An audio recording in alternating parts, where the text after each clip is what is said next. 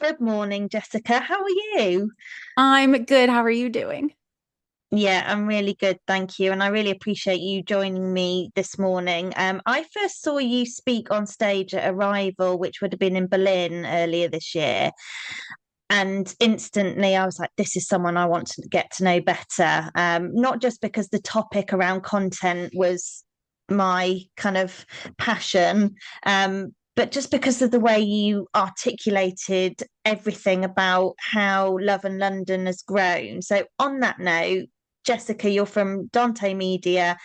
Tell everyone who doesn't know you a bit about Love and London and Love and Paris. Yeah, so Dante Media basically is turning into a global travel media business. And we started first with our brand called Love in London, which basically was 9 years ago. We're actually having our anniversary month, and we're starting an anniversary sale today as we're recording. But 9 years ago, I basically sat down and recorded a YouTube video talking about how, like, 10 important things that you should know before you come to London. And the idea was I'm going to see if I can build something that helps people to travel to London better. And I had just moved to London a couple years before, and people had already been asking me for tips because I was pretty good at exploring the city. So that video actually ended up doing pretty well to the point where even though I didn't have any subscribers, that it outperformed anything else we had done. And I was like, okay, this is going to be good. This is a good niche. And in terms of like quote unquote travel blogging at the time, this is Yeah. a good business model because I don't have to go travel to do it. So, yeah. So basically then over the next few years, I built up a YouTube channel. That was our primary place that people were finding us. I was doing a little on Instagram, and I was building an email list. And a couple years in, I launched my first digital guide. And then a year later, we did another one that was much more successful. And yeah, and then since then, I've just consistently grown all of our channels. I've grown the team. So as soon as I could start hiring freelancers to help with video editing and take some stuff off my plate and help with customer service and things like that, I was doing that. Fast forward, COVID obviously was a very difficult time. I didn't make any money from Love in London for about a year and a half. But besides, after that, once travel picked back up in 2022, we just grew so fast. And now Love in London across Instagram, TikTok, YouTube, email, newsletter, website. We reach about anywhere from 6 to 8 million people every month who are either visiting London Wow. or live in London. Yeah. So, and that's with the help of a pretty big team now. So, I've got one full-time employee and one and about 20 freelancers across London. And also this year we launched Love and Paris. So basically replicating what we've done for London, but for Paris, a little bit different because I used to be the face of all the content for London. This time we've hired multiple Parisians that are Yeah. the ones creating the content and or are the hosts in the content and writing things. So yeah, so I mean, that's the very, very short version of this story, but that's kind of where we are. It's incredible growth. And is YouTube still your biggest channel? No, actually, Instagram is. So it's quite interesting Okay. because, yeah, Instagram's our biggest. We're about to, and probably in a month or so, we'll hit 500,000 followers on Wow. Instagram. And our reach is at least double what YouTube is doing. However, Sure. what's quite interesting is that our YouTube subscribers are much more dedicated and Mm, anecdotally, I can't say for sure, but they do seem to convert into customers at much higher okay. rates than our short form followers. So yeah, it's been quite interesting looking at that this year because I've been analyzing the cost of creating the YouTube Yeah. content versus the return. And we're doing some tweaks to make things a little bit more affordable, but overall it does actually make sense for us to continue producing these YouTube videos, even though it costs significantly more than creating like, an Instagram reel. Yeah. Yeah. And what about TikTok? Yeah, so we're pretty good on TikTok as well. We basically create one short form video that goes to Instagram Reels, TikTok, And we've been Yeah. playing around with YouTube Shorts. I'm kind of hit or miss on that, although they just announced that next week we can now start uploading shorts up to 3 minutes, which was actually a request I had put Ah, in with the team. So interesting. yes, yeah. So hoping that that will be something interesting for us. But yeah, so TikTok's really big. We're at like 180,000 followers, I think, on Love in London, and the Paris one's growing pretty steadily too, Wow. which is It's incredible. And I think so hard to find the opportunity when it comes to travel content because it is a really saturated market, isn't it? At the end of the day, there is a huge demand for advice-based short form content, but creating such a big audience and loyal returning following, that's not easy to achieve, is it? No, exactly. Yeah, and you're right, it's very saturated. Um, Based on where the business is now and the kind of umbrella of Dante Media, what would be the one thing that would make your life easier? Oh my gosh, right. Or There's maybe it's probably multiple things. so probably the one thing is at this point it would be really nice to have a co-founder.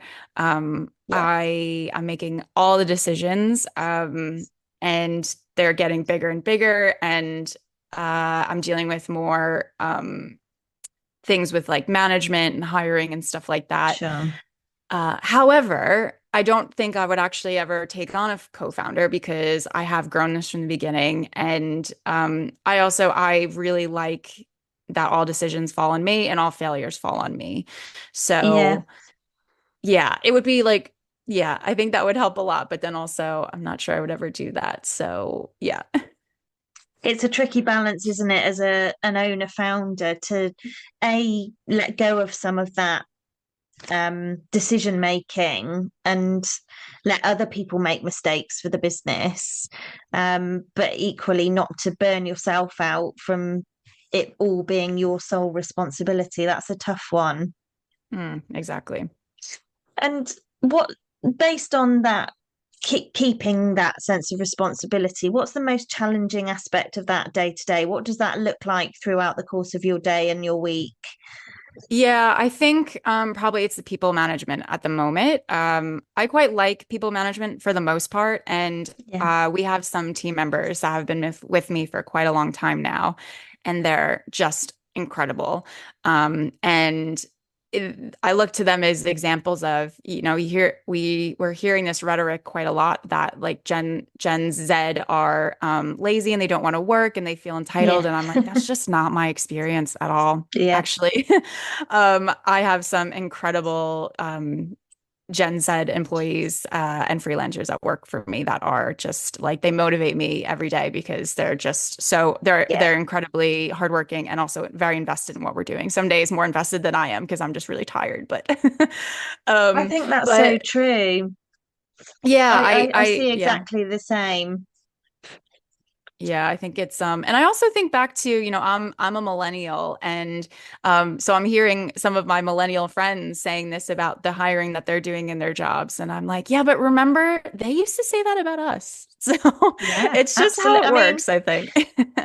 and also, I don't think anyone works particularly hard in a job they don't enjoy. And I think the difference with Gen Z to maybe our kind of millennial era is that there are so many more diverse, interesting work opportunities available. Yes, they might be harder to access, and some of them might be ones that you don't necessarily make a huge amount of money from in the early days. But I think Gen Z are far more aware than we are that you can go and learn a craft and find a really interesting career, and maybe they don't want to be stuck in jobs that they don't want to do, and there are people who appear lazy but it's simply because they're not in fulfilling work. So yeah, I'm totally with you on that Gen Z thing, especially the mum of a 16-year-old who's just got their first job, and is working really hard, which I, I'm impressed about.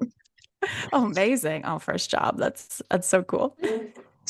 um we talked a little bit about the growth of Love and London. and obviously the COVID recovery would have been a big part of that. But what else has been a catalyst for that success? I mean, I think you said 800,000 followers.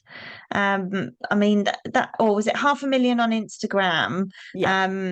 I mean, that's insane. What have been the kind of biggest catalysts for that growth?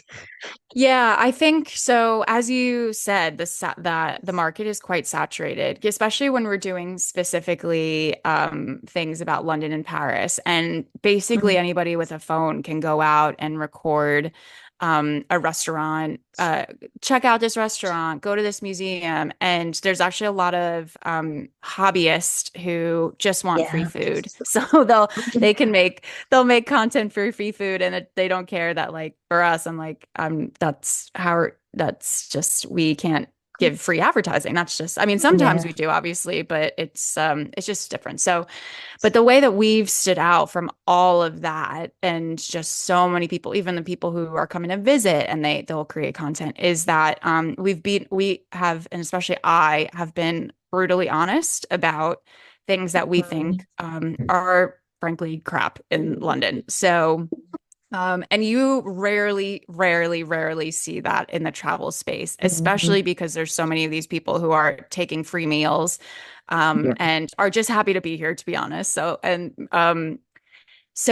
I've always like, a huge part of our growth very quickly in the first year and a half of when I hired Sam, who runs our Instagram and TikTok, and she is absolutely freaking amazing, is I was creating a lot of content about, like, don't do this, don't go here, this place sucks, like this, and then also on the flip side, the look at this really amazing bakery that we love, that's not only tasty but also is a social enterprise, and helps support vulnerable women, and just highlighting things that are a little bit different from the usual, very like TikToky Instagram stuff.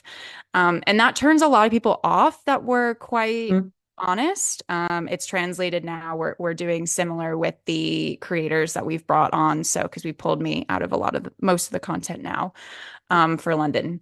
And we're continuing to do that. And it makes people mad. We get, especially when they would hear an American accent that would talk about this, don't do this, do this. And then it would just reach the wrong side of the algorithm on TikTok. And it would just be all these like 13-year-olds in Blackpool being like, will you blah blah blah American, like, go back to your country, this and that. I'm like, okay, relax. I'm talking about not going to Shrek's Great Adventure when you come to London. I think, it's not that deep.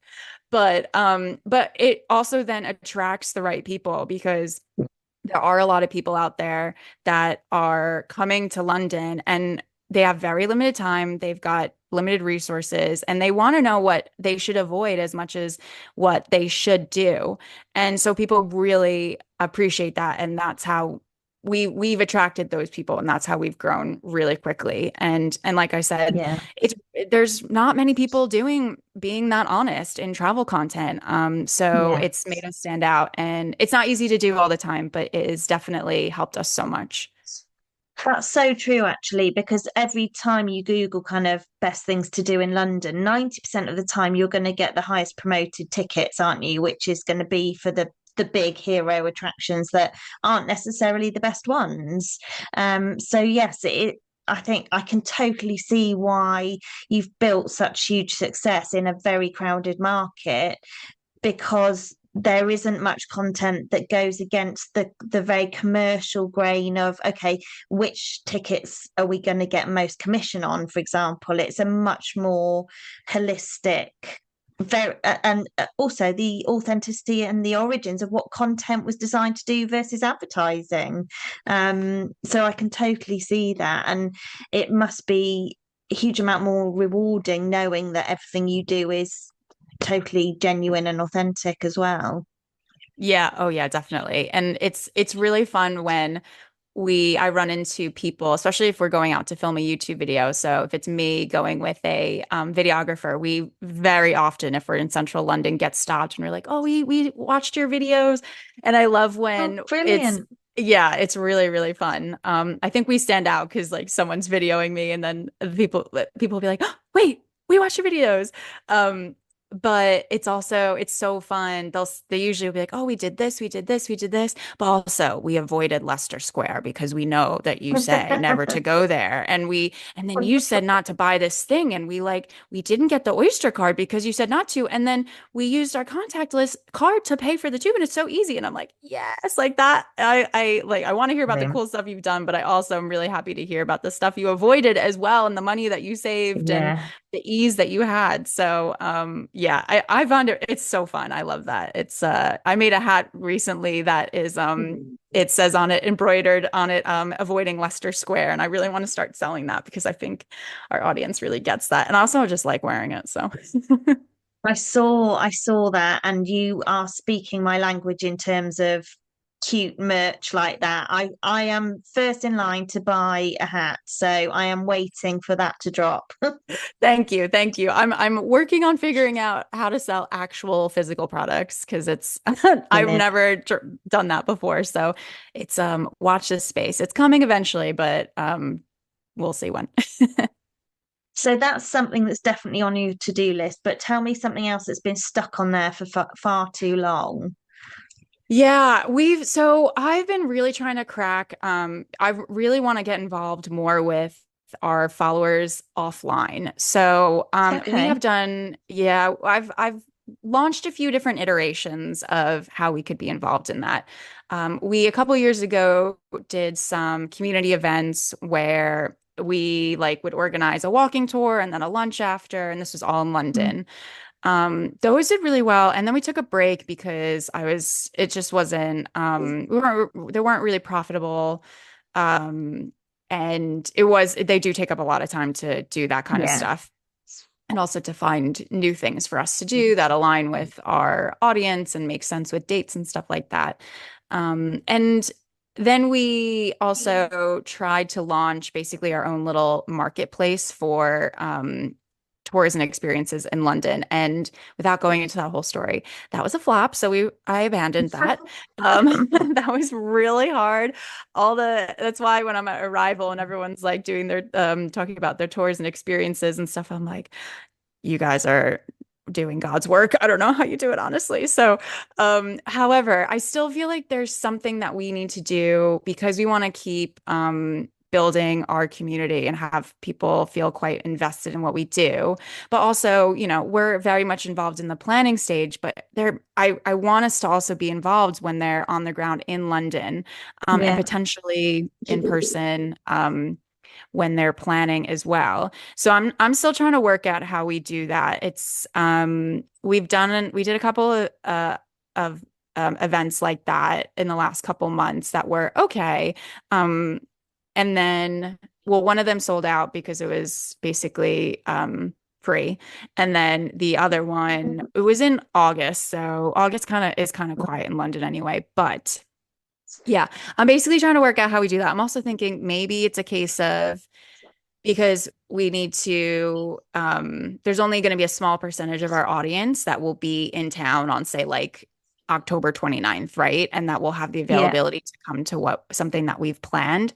But if we did say something in like March in New York City where it's like a half Yeah. day event, and then a lot more people in theory should be able to come, depending on location, obviously, too. But so yeah, so basically that's what I'm trying to work out over the next few months. But I don't think we'll pick that back up until probably Q1 of next year. So Yeah. Yeah. That's really exciting. Well, again, I will be first in line to buy a ticket and come wearing my hat. So I will definitely be following with interest about your kind of in real life events. So when we first joined this call, Jess, you won't mind me sharing with everyone, you were initially in your gym gear. Tell me what your morning routine is like. Okay, so that was actually kind of out of the ordinary. It's because I have been so busy. I just got back from 6 days in Paris, Monday night. It's just been a full-on 2 weeks, and because I was in Paris, I haven't been able to go to the gym. So I was like, if I put the workout clothes on, I will make sure I go. And I was like, oh, it was video. Okay, right, let me go change. But usually my morning routine is I wake up around 7, usually at 7. Breakfast, have my tea. I try to watch something like business related on YouTube before as I'm getting ready. And then hopefully by 8:30, I'm off to my co-working space. So I like to work Yeah. outside of where I live. Yeah. It's yeah, I used to be good at working from home. Now I just get distracted. I think because I've lived alone the last few years now, and I'm like, I could do laundry. That would be good. And I just procrastinate everything. So and I like being in the buzz of everything because I'm in East London. So it's yeah. And then I mean every day I think definitely it's not as glamorous as it looks. Most days I'm spent at the laptop for the entire day doing calls, doing approvals for content, um, writing up things, I'm trying to do a bit more like top level stuff, writing up like LinkedIn content. Yeah. Sometimes I've got someone who does our press, so sometimes I have to do help with some press stuff. Um, and then, yeah, and I try to keep a 9 to 5, 9 to 6 if I can. So, and then other days, sometimes I have to go out for meetings. Sometimes I have to go and film every once in a while, film a YouTube video. So I'll be out all day for that. I've been going to Paris more often to see the team and to do Mm. various things there.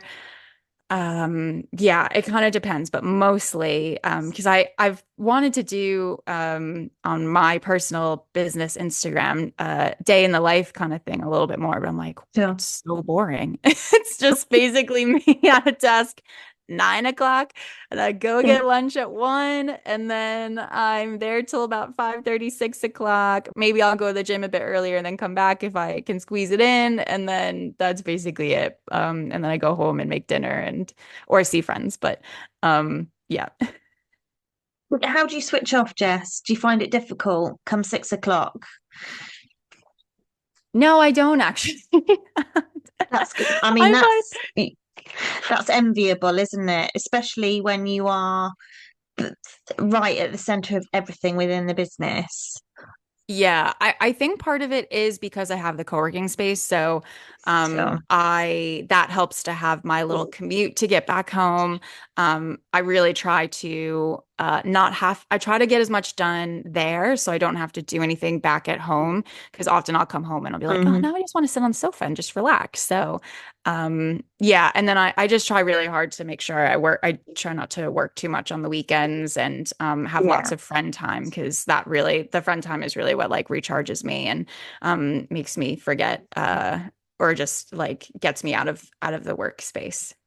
Yeah, I'm with you there. And just finally, where might we see you next in person, Jess? Are you speaking at any other events this year, or where are you going to be? Where might we see you in person, apart from on the streets Yes. of London filming?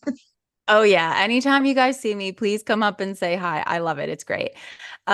So I'm doing a bit more speaking now. So I'm doing an internal corporate conference in November, but also I'm going to be on a panel at Digital Marketing World Forum in Amsterdam, which is November 27th and 28th. I think that's when Yeah. that's happening.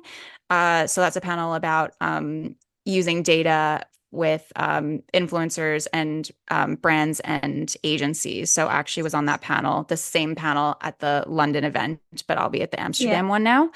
And that's it for the moment. So yeah. Oh, well, we will look forward to hearing more about that as well. Jess, it's been absolutely brilliant speaking to you. I just think it's such a brilliant business model, and I know everybody watching is going to be fascinated by how you've grown it and following with interest at what comes next. Might there be another city? Yes. So the plan, fingers crossed, is that we will launch. It won't be focused on one city, but the entire country. So the plan is that Italy will be launched in Oh, 2025. Yeah. So oh my gosh, that yes. is exciting. Yes. I'm definitely Wow. looking forward to having to go down to Italy more because that's my favorite country to Oh, visit. I So mean, if you change your mind about that co-founder, then I know someone who might. amazing. I'll keep you posted. Thank you so much, Jess. It's been brilliant to get to know you better this morning, and I know everyone else is going to enjoy it too. So thank you, and I will see you soon. Amazing. Thank you so much.